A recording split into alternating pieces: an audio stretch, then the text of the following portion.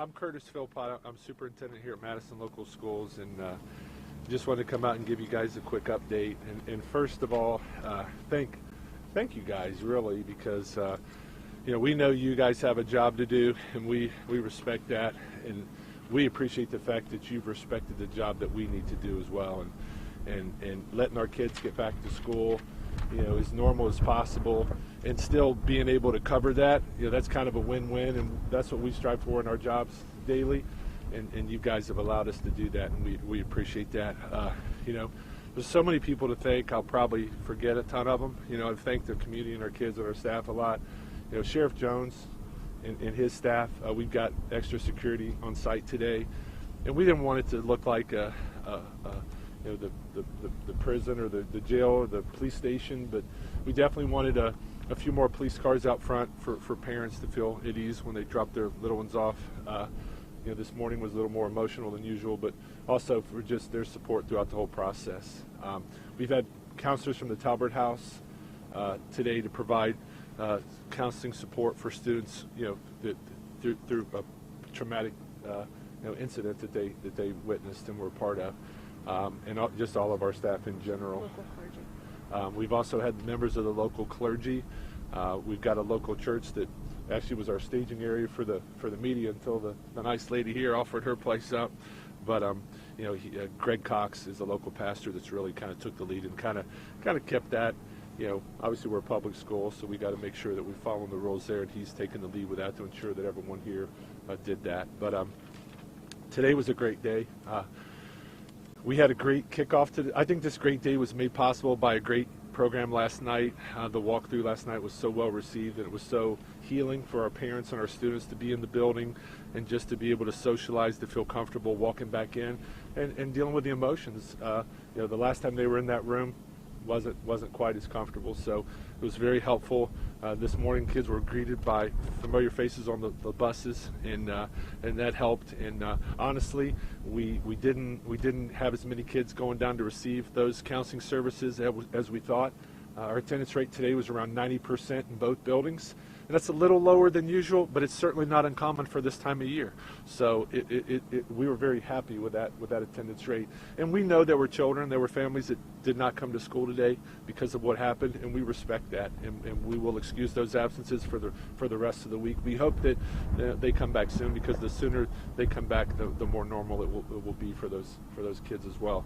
But those supports were definitely there, and it was a great day. We'll continue to offer those same level of supports through the rest of the week, maybe tapering them back as the days progress. But I plan to meet with my team right after school today and just debrief and decide what we need to do differently. Literally, we're going hour by hour, day by day, and thanks to other members of the community education community, we've been talking to schools that have been through this to get their ideas and thoughts and what their next moves were, and we'll continue that. But a lot of schools in the area are wearing red today. We appreciate that. We've got a lot of support from our neighbors, and even not our neighbors, just statewide and nationwide for that matter, and it means a lot. So thanks to you guys, and thanks to everyone else for a very positive outcome.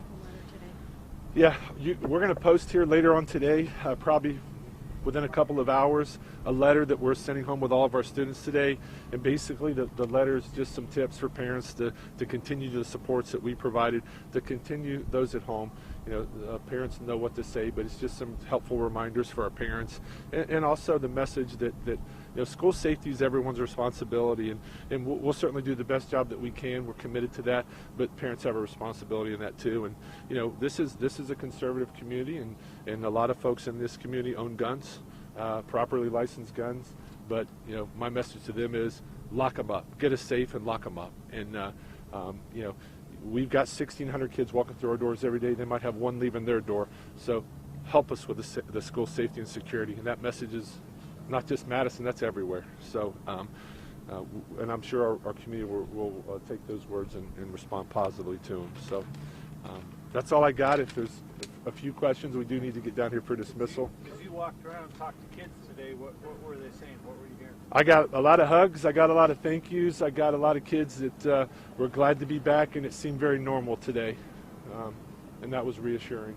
Will you guys look at metal detectors? I mean, we're not going to rule out anything at this point. I don't know that that's the answer, you know, but we're not going to rule anything out. Those are conversations for, you know, maybe 3 days from now, not today. what was it like in the cafeteria area around lunchtime today? Could you sense a lot of anxiety or just? You know, I was pretty busy. I did come up for the 8th grade lunch, and that was the lunch where the incident took place. And we had a lot of support in there. I talked to a bunch of kids. Kids were pretty much acting normal. I don't think we might have had a couple of kids that chose not to come down to the lunchroom today, but most of the kids came down. It seemed very normal. It seemed very typical. And again, we had a lot of familiar faces, a lot of supports in place in that cafeteria to help kids feel at ease. It looks and feels the same. It looks and feels the same in that room. So the move was better than what you expected? Or? The energy in that room was positive. The energy in that room last night was positive, and it was so today. So I'm optimistic that that'll be the case. What went well in there today in terms of what you implemented?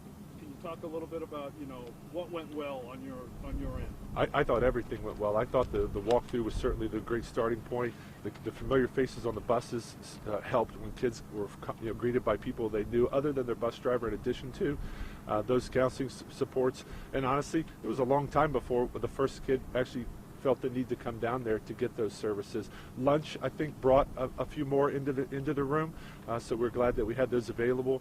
And our principal's message was very positive, and I think it was the right message to send. So from start to finish, I'm pleased with how the day went. Can you address security this week and next week? This week, we've got an increased security presence.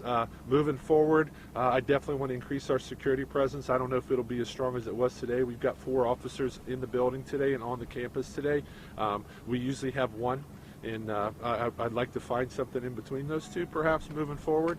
I don't know how long-term that'll be, but that's definitely a conversation that we're going to have. And Superintendent, can you talk about the kids that were affected the most? Will you offer them any grief counseling as well?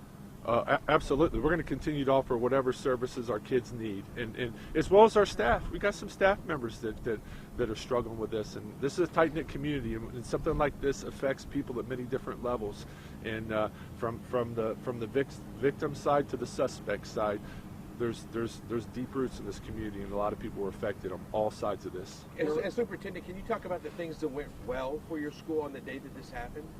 On the day that this happened? I'm sure you had some security people in place that kind of helped out with this to end it.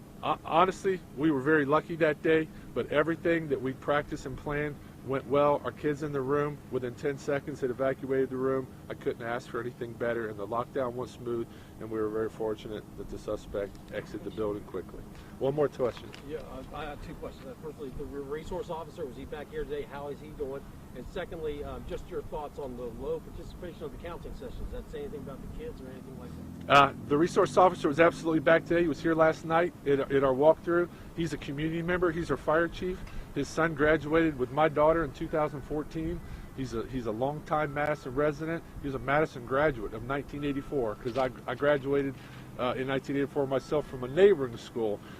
He was here, and this is his dream job, and we're so fortunate to have him because he's a seasoned veteran of the police department, and he wasn't a desk guy. He was out arresting bad guys his whole career, so we're very fortunate. And the low participation on the counseling? Low participation on the counseling was a positive. I hope that kids are getting the help that they need and aren't bottling things up, and that's why we're going to continue those services through the rest of the week. Everybody deals with this kind of issue differently. Everybody's at a different phase of recovery, and we want to make sure that we give kids time because it may take days for them to process it. So, we hope that's a good sign, but we're not going to pull those services away anytime soon. Were the 2 that were least wounded, were they in school today? Negative. I don't believe they're released out of the hospital, but I'm not at liberty to say, but I don't. They were not. None of the 4 that were wounded were in today? I know 3 of the 4. I think maybe 1 was. Yeah. And the name of the resource officer, please. Officer Kent Hall, Deputy Kent Hall. When you reached out to the other schools you said that have gone through situations like that, how much of what they told you have you implemented, or were you sort of on top All of it. We had specific questions, and they confirmed what we thought was the right way to act, but we didn't want to do it without confirmation. And you know, AJ had been in communication, and the walkthrough last night was something that Chardon recommended, and we didn't have a long turnaround for that because they were out multiple days. We were out one. We turned it around pretty quick, but that was probably the most positive thing that we did. And you know, we have open houses all the time. We don't. This is the hub of this community. There's really no town in Madison. This is the center of activity. You come out here in the summer, and there's stuff going on everywhere. So we're always open, and the fact that we were able to be open last night in that situation. Can you talk about the compassion of the community? I mean, it seems like everyone we spoke with has compassion for both the victims and also even the suspect. It seems like they came together. It's a tight-knit community. It's a tight-knit community. A lot of our, you know, we've got a lot of teachers who graduated here. We've got a lot of multi-generational families here. Our community looks out for one another, and that's just one of the benefits. That's why a lot of people choose to live out here and choose to educate their kids out here. So we're very fortunate there. What's your enrollment, please, in the junior and high school? I'm sorry? Enrollment, please. The enrollment, total enrollment in the high school is around, in the actual building is just under 700 because we've got about 100 students that go to the joint vocational school. I think we've got 870 in the elementary, and we ran about 90% attendance today in both buildings.